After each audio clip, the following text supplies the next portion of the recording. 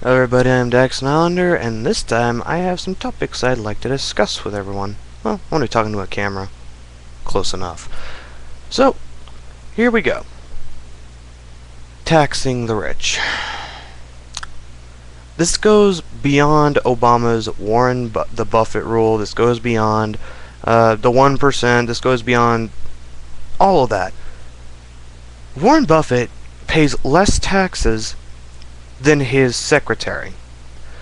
Why is everybody calling for higher taxes on the rich? Why don't you say pay the taxes they already owe? Oh, you want to up their taxes? More tax loopholes, thank you. Asking Congress and the president to up their taxes doesn't mean they're gonna pay them. I don't know what's so hard to figure out about that. I mean, how many stories have there been about the rich not paying less than their secretaries? Obama pays less taxes than his secretary. That came out. So what's the point of asking to up their taxes when they don't pay the taxes they already owe through tax loopholes? If anything, people should be crying about how to shut those tax loopholes. Create a flat tax or a fair tax or a tax that cannot be broken into. You cannot go through loopholes. Oh, okay, I guess you don't have to pay that tax. Oh, you don't have to pay that tax. What is the guarantee that the rich will have to pay the Buffett rule tax? If that's going to be a tax, or if it's just going to... I mean, how many loopholes can people see already opening up for the rich to wiggle their way out of that? And you know what? Speaking of the 1% and their greed, let's take a look at the American people for a second. How many people here shop at Walmart? How many people who are watching this video currently shop at places like McDonald's and all other corporate giants and retail services? How many of you? I would say, and please keep in mind, this is for people who do have more than they need. And by that I mean you can have more than a job, than a car to work. I don't care if it's a broken down piece of crap, as long as you make enough for gas, food, rent, and heating. This applies to you if you still have more and decide to shop at Walmart. Why do you shop at Walmart? You know, I guess I can be a little more lenient. And also cable TV and a cell phone. You can still have that. People who have more money past that, why do you shop at Walmart? If you do. Why do you shop? Why do you go and get a cheap meal over at McDonald's or Burger King or, all that great stuff? You want me to tell you why? Greed. The American people's greed. Why do you shop there? So you'll have more money in the bank. So you can get what the 1% you complain about gets. More.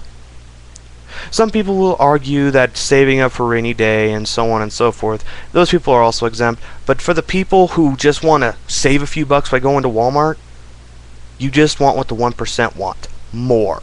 More, more, more, more, more. I don't know what more you want, but you want more. That, my friends, is greed. And as I said, food, basic necessities do not count within the realm of the subject I am speaking. You want more. More, more, more, more, more. Stretch that dollar. Now, I guess I could get the argument of, well, I just want, I want a better vehicle so I can save gas mileage to go to work. No. I'm sorry, I cannot accept that answer. I'm sorry. No. No. You can make the argument that you're trying to be more cost efficient, but no. No. You can tell me you're saving up for parts just in case your car breaks down, but then again, that's also part of saving up for a rainy day.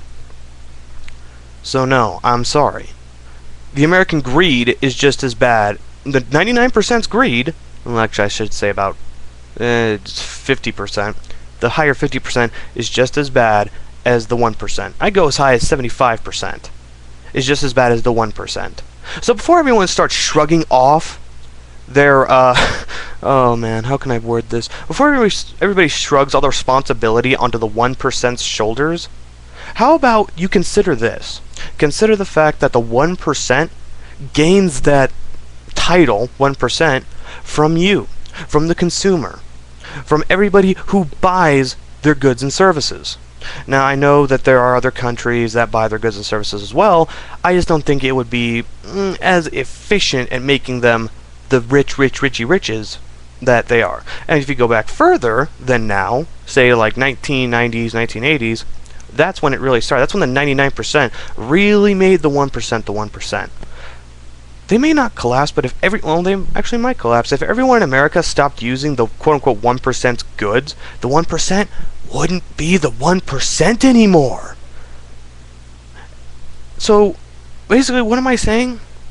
Much like politicians, how everybody keeps them in power, keeps them in office, it is also the people who keep the 1% at the 1%. I thought with the fall of Netflix, I thought people would finally realize that. I thought people would finally say, hey, we did this. We brought this fucking giant to its knees. And what happened? Netflix is rising. Netflix is not only not dead, but it's making a comeback. So now, before you go on and on and on about the 1%'s greed, just remember, literally, you are the money that's being put onto their fire. You throw the money onto their fire. If everybody stopped throwing money at them for their goods and services, they wouldn't be the 1% anymore. End of story. So, if you want to look at the cause of the 1%, the reason that they exist, look into a mirror. You are the reason. And now, shifting gears for a second. That brings me into job creators versus job maintainers. Now, the Republicans can go blah blah, 1% creates jobs, 1% creates jobs, oh blah blah blah, and Democrats can go oh blah blah blah, government creates jobs, government creates jobs. You know what? I can create a job right now. I can literally put help wanted ad over on Craigslist that says ass wiper wanted. Ass wiper wanted. And I know that's a disgusting concept, but hear me out. If I paid somebody $10 to wipe my ass every day, well, holy shit, I just created a job. So no, the 1% are not job creators, and no, the government is not the job creators. Well, not the job creators. Both of them are not the job creators. We the people are. And one other thing is they may, even, I'm going to concede the argument. I'm going to concede it for this. Even if they are the job creators, it ties back to what I said before. We, the consumers, are the job maintainers. You can create 1,000 jobs. You can open up a warehouse and say, I'm going to pay you all $12 an hour. And you know what? Unless we, the people, buy their goods and services, those jobs won't be there long.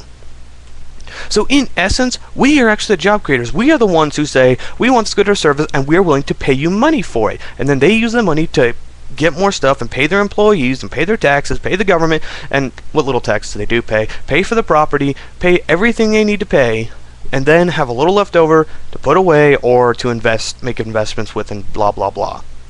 So as far as job creators go, anybody can be a job creator.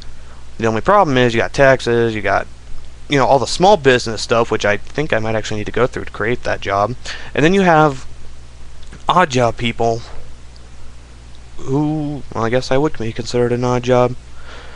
But then you got the big corporations, 1%, the big government, creating jobs that people are willing to pay for, except for the government, who takes your taxes to do it. And also you pay them for certain services and goods, like the DMV. So, this is basically a video to address the quote-unquote 99%. Before you bitch about the 1%, let's take a look at the people who are responsible for the 1%'s existence. And let me tell you, it ain't them and it ain't the government. It's us. Without us, the 1% fails. Without us, the government would not have a chain of obedience. There's a difference between a chain of command and a chain of obedience. I'm not scared of a chain of command. A guy over in a White House over in D.C., or over in the White House, whatever, can sit there and say, I proclaim that today we shall go to war with Iran. And he can sit there and say that all day. I'll just be like, okay, yeah, fun with that. But it's the people who obey his words and go to war with Iran. That's what scares me. It's the chain of obedience. The chain of obedience. It's the people who are willing to say, okay, I'm going to do what you say. So, quite literally, the American people are the most at fault for the way America is. I've tried to remain calm. I don't think I said too many curse words in this video. I'm actually pretty surprised. I was planning on going on a weird epic rant about it. Oh well. I'm Mr. Daxon, everybody. This is 10 minutes, and I did not know that. Have a great day.